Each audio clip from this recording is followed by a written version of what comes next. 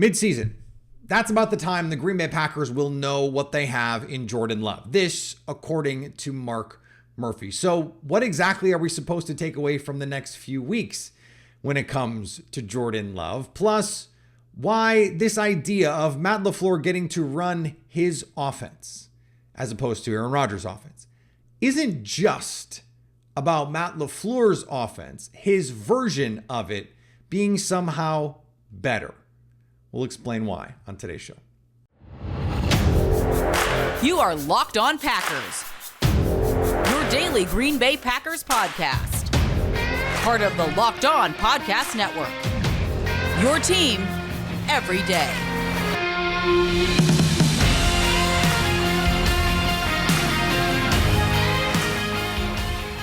You were Locked On Packers, part of the Locked On Podcast Network, your team every day. I'm Peter Bukowski, and I cover the Packers for The Leap, a newsletter I would love for you to subscribe to. Follow me on Twitter, Peter_Bukowski. Follow the podcast on Twitter, Locked On Packers. Like us on Facebook. Subscribe to the podcast, iTunes, Spotify, Google Podcasts, wherever you find podcasts, you'll find Locked On Packers, the #1 Packers podcast on the internet, and the show for fans who know what happened. They want to know why and how. Thanks to everyone who makes Locked On Packers their first listen every day. We hope you like starting your day with us as much as we like starting our day with you. This episode of Locked On Packers is brought to you by eBay Motors. A championship team is about each player being a perfect fit. Same with your vehicle. So for parts that fit, head to eBay Motors and look for the green check. Stay in the game with eBay Guaranteed Fit. ebaymotors.com. eBay Guaranteed Fit. Only available to U.S. customers. Eligible items only. Exclusions apply.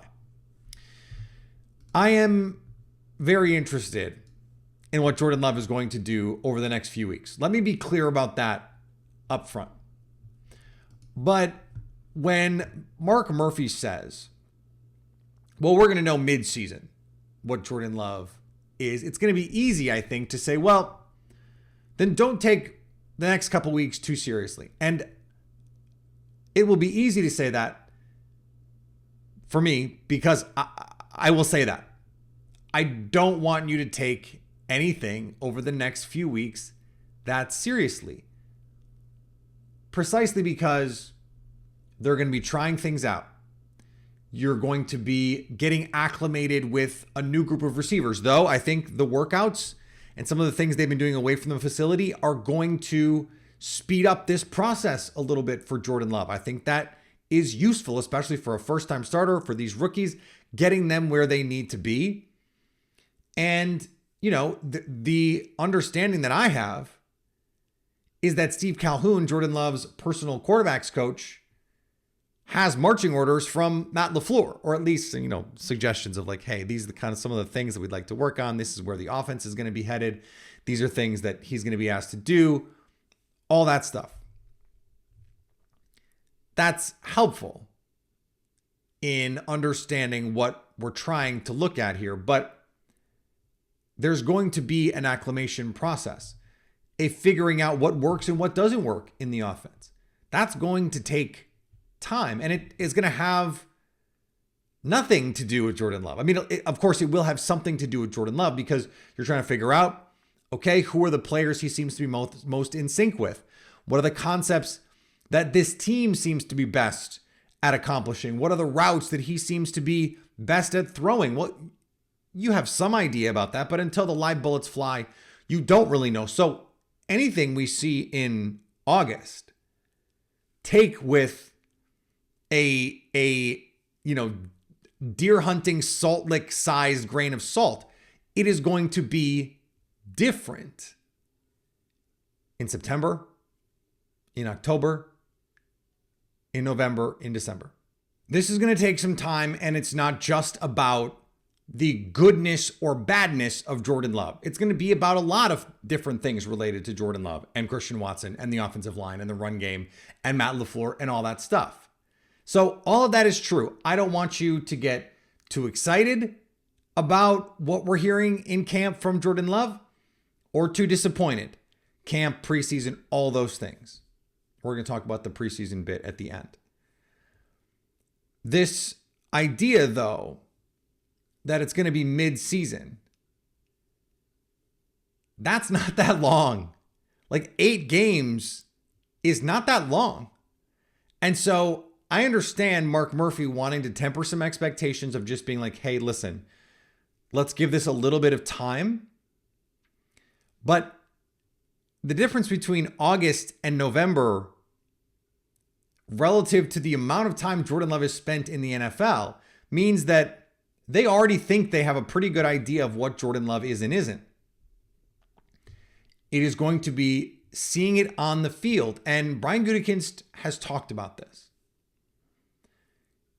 Jordan Love has done everything that he can do in practice. And at least according to Brian Gutekunst, everything to show he's ready to be a starting quarterback in the NFL. There is that next level, though, of, actually showing it.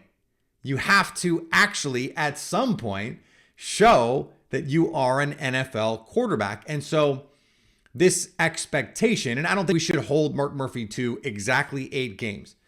I think what his point was, it's not going to be a finished product week 1. And I think that's important, right? And it's not going to be a finished product first week of training camp. Don't expect this to look seamless right away. Hell, Aaron Rodgers is in New York throwing interceptions in practice. And we know that he does that. He tries things, and maybe Jordan Love will adopt that. I kind of hope Jordan Love does adopt some of those things. Hey, I'm going to throw this 50-50 ball and just see what happens. I think that's good and useful in a lot of ways. But 6, 8, 10 games, call it, that's not a much bigger sample size than we already have, which I think lends credence to this idea that the team already has an idea of what he is. And if he goes out and proves it in the first 6 or 8 games, then, okay, we have an idea. Like, they're not going to need to see much more than that. Now, the interesting part, and we don't know where the team stands, though I think we have to go into this believing that they believe in him to at least some degree. And so if it is the case that 6, 8, even 10 games is roughly enough of just like, let's call it solid play, a solid B, B minus, C plus kind of play, that would be enough for them to say, look, we like this. We're going to keep moving forward with this. You hope that, we see A potential. A plus potential would be even better, right? But you don't get very long. It's not very much runway here if you're Jordan Love. And so I'm not saying that to amplify the pressure. I'm saying the team seems to think they have a pretty good idea of what's going on here. And if they know by week 6, week 8, it's either going to be he's good or he stinks. Like, those are really the only Daniel Jones, we didn't know really until the end of the year. Daniel Jones could be this guy for an extended period of time. Like, by the time the Packers played the Giants, he'd been pretty aggressively mid. And then you see it more and more, and they win more and more, and they go to the playoffs and they win a playoff game, and you go, okay, well, in the right system, in the right circumstances, he can be serviceable. That's not 6, 8 games. That's not what this is. So it's, okay, this guy doesn't have it, can't do it, can't function in an NFL offense, doesn't elevate. I don't think that's going to be the case, but we'll see. It will be obvious in 6 or 8 games if he stinks. And if he's good, I think it will also be obvious in 6 or 8 games. Not importantly, that if he's it's only the case. Let me try and speak English. I don't think it's true that if in 6 or 8 games, if he's not awesome, that he will never be awesome. I don't think that's fair. But in 6 or 8 games, it seems like the Packers believe they'll know either he's good or he's not. Either he is what we think he is, which is someone who can be our franchise quarterback, or he's not. And I would think the bar is higher than just he doesn't stink. Like, the bar if you're to be a franchise quarterback is not, well, he doesn't suck. Like that, I mean, that might be the bar in like Chicago, but it's not the bar in Green Bay. So for the Packers, if you think it only is going to take 6 or 8 games, it is both the case that the next couple weeks are not the end all be all, but that this is going to come around pretty fast. The team seems to think they're going to know pretty fast. Like he could have said, Mark Murphy could have said by the end of year one. And Mark Murphy, by the way, just no poker face at all. Just out here dropping the Jets on Hard Knocks, talking about Aaron Rodgers trades, talking about Matt LaFleur's offense. I mean, the guy just, please let me play cards with Mark Murphy. I'll have the Titletown District deed in my name. He's not gonna fake us out here. The Packers think by midseason they'll know if Jordan Love is their guy or not. I think we should take him at his word on this. Like we don't have to hold him to it, but clearly there's a feeling on him. And to me, that means they think he can be good. And he can be their guy. And to know by midseason says he's going to show us. He's going to show us early. And if he doesn't show it by 6 or 8 games, then you have some decisions to make. That's maybe the more interesting thing of like, well, what if it's just kind of like middling? Then what do you do? That's the most difficult part of all this stuff with Jordan Love. All right, we're going to talk about the offense that Jordan Love is going to be playing in here in just a second on Locked On Packers. Today's episode is brought to you by our friends at BetterHelp. Everyone could use a little bit of help from time to time. Things you're uncertain about that you're going through. You don't know what the right path is or how to get through something that you're dealing with. In life, we're faced with tough choices. The path forward isn't always clear. Whether you're dealing with decisions around careers, relationship, or anything else, therapy helps you stay connected to what you really want while you navigate life so you can move forward with confidence and excitement. Trusting yourself to make decisions that align with your values is like anything. Thanks, Mike McCarthy. The more you practice it, the easier it gets. If you're thinking of starting therapy, give BetterHelp a try. It's entirely online, designed to be convenient, flexible, and suited to your schedule. Just fill out a brief questionnaire to get matched with a licensed therapist and switch therapists anytime with no additional charge. Let therapy be your map when you have to decide at a fork in the road, and let it be with BetterHelp. Visit BetterHelp.com/lockedon to get 10% off your first month, just to make it a little bit easier in your journey. That's BetterHelp, HELP.com/lockedon. And thanks for making Locked On Packers your first listen every day. Every dayers tomorrow on the show. We will have heard from Brian Gutekunst. We will have heard from Matt LaFleur. It will be time to kick off training camp. We will have you for all of the breathless Jordan Love updates. Come on, you still want them. I still want them. All of that coming up on Locked On Packers.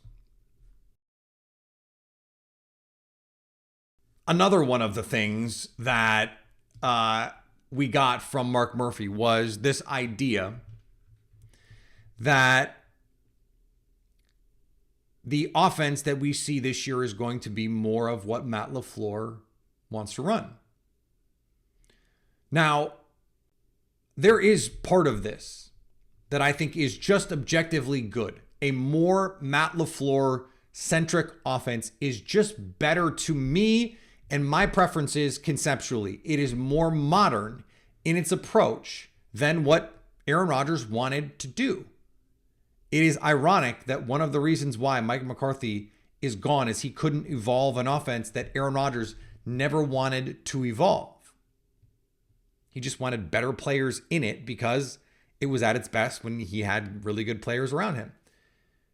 And apparently in New York, they're going back to like classic West Coast stuff.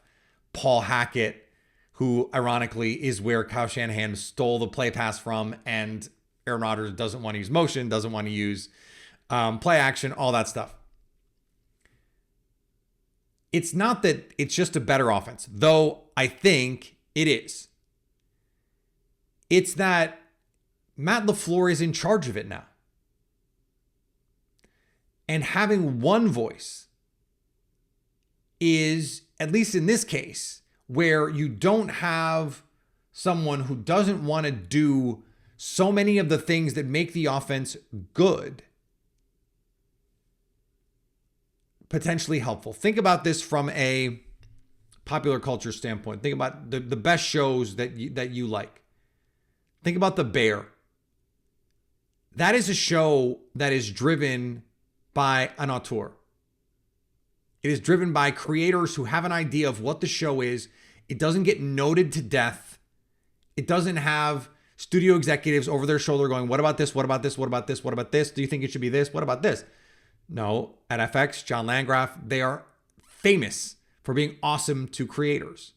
And so much of the best stuff that we get, whether it's movies, whether it's TV, whatever it is driven by a singular vision. Now, that's not to say that there is not something extremely beneficial about having a 4-time MVP in your huddle, on your sideline, in your practices, all those things. Of course it is. How many times did we hear after a game where the Packers scored some crucial touchdown and you heard Aaron Rodgers said, yeah, that's a play we drew up on the sideline. The Jared Cook touchdown against Dallas, Rodgers drew that up. The Devontae Adams double move touchdown against the Lions in 2019 to win a game that they were trailing the entire time, drawn up essentially on the sidelines. Having that guy is really useful. I don't want to make this a bash on Rodgers thing. That's why I gave the very specific caveat here that when you have a quarterback who doesn't want to use motion in an offense that really wants to use motion, having a quarterback that doesn't want to use play action in an offense that makes life so much easier for the quarterback by using play action, to have a quarterback who doesn't want to throw to the middle of the field in an offense that is designed to attack the middle of the field, you're constantly having to split the baby. And it worked in 2020 and 2021 because you had Aaron Rodgers, you had Devontae Adams, you had these perfectly complementary pieces. But I think especially in 2021, what you lost by the end of the season was the identity. These are the things we hang our hat on. And it carried into 2022. Okay, what are the things that this team really does well? Well, the things that the other Shanahan tree teams do well are things like play action, things like attack the middle of the field. There are things like use jet motion. They attack horizontally. They have package plays. They use trick plays. All these things. They use tempo.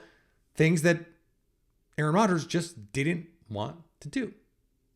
Now, again, he was extremely successful wanting to play his way, but then also not successful wanting to play his way in the postseason. And I have to believe, especially when you look at 2021, when he was just objectively better, statistically better, the offense was a more singular vision. It was more Matt LaFleur. 2021 and 2019, it was more a split. It was more a compromise. And the thing about compromise is you often get a watered down version of what each person wants. And it is a worse outcome than it would have been if you'd just gone whole hog with one idea or the other. Simply because then you have full buy-in from at least one party. I think having partial buy-in of both is worse than having full buy-in from one. Well, what's better than that is having full buy-in from both. And given that Matt LaFleur has shown he is an adept coordinator, play caller, play designer, and schemer of offense, someone who can go into a game and have a quality game plan to attack opponents. If it were Freddie Kitchens, it would be a different conversation, but it's not. It's Matt LaFleur.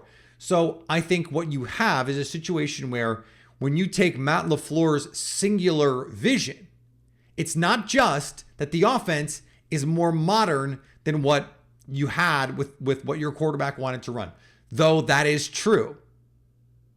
It's that having the offense be the singular vision of your coach is, from a leadership standpoint, from a vision standpoint, from a cohesion standpoint, just better. Everyone's pulling on the rope in the same direction. And this ties into some of the things that we have heard about and have been reported about this experience, this relationship between Aaron Rodgers and his coaches.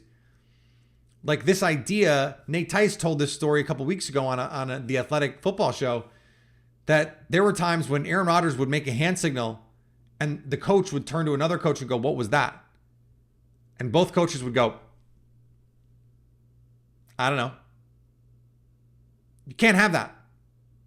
And we've heard from players who said the coach would tell me to run it one way, the quarterback would tell me to run it another way when it comes to routes or adjustments.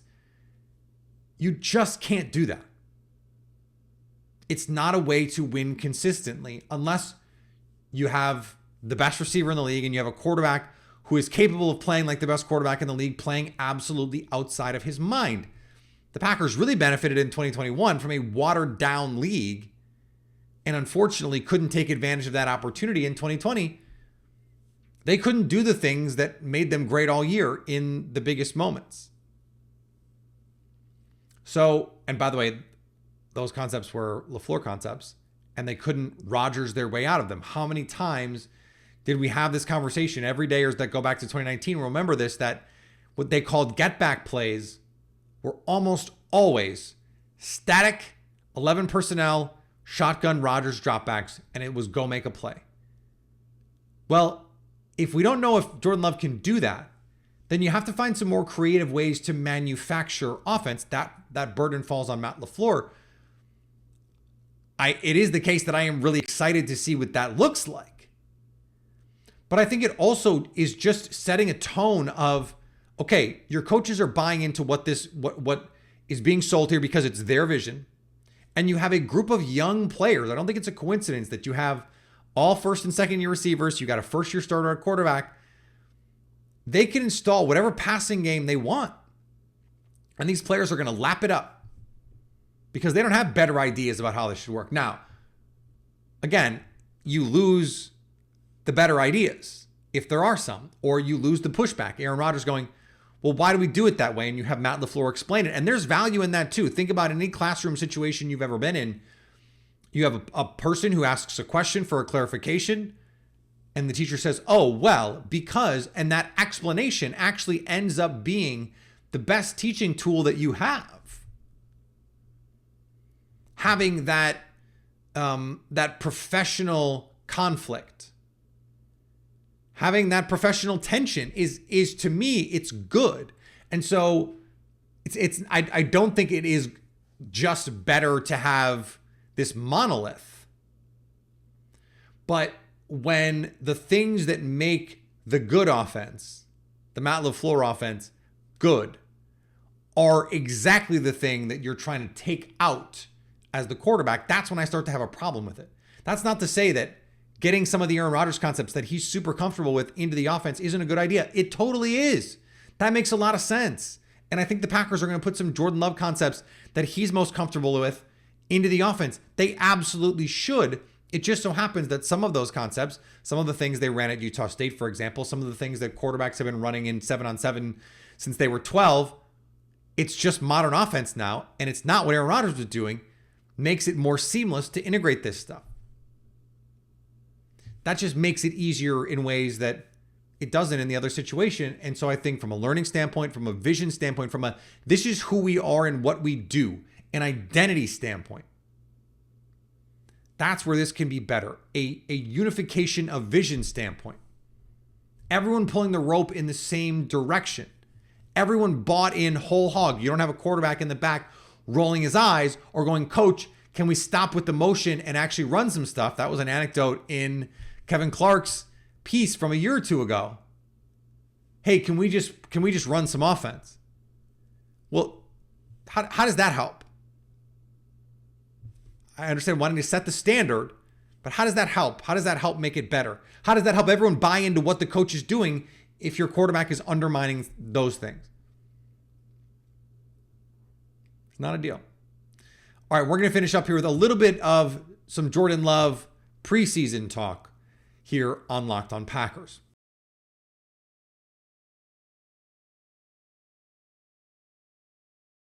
All right, I I do think there's value in Jordan Love playing in the preseason. I also think that you can't be afraid to play him. You can't be afraid to play him because he might get hurt. But follow the normal structure.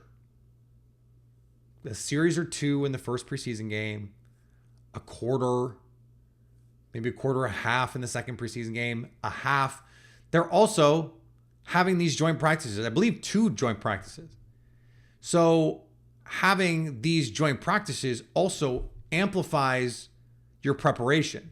You don't have to go in a game because you're getting more of these competitive periods in practice where the quarterback's not being hit. Now, you want to see Jordan Love in those moments. You want to develop some chemistry in those real live in-stadium moments with Christian Watson and Romeo Doubs and Jaden Reed and Luke Musgrave and all those guys. You want to see him play in the preseason some, but I would bet one of the reasons why the Packers are doing these competitive practices is to avoid having to play Jordan Love a ton in the preseason, because you still want to be careful, and they haven't signed a veteran backup.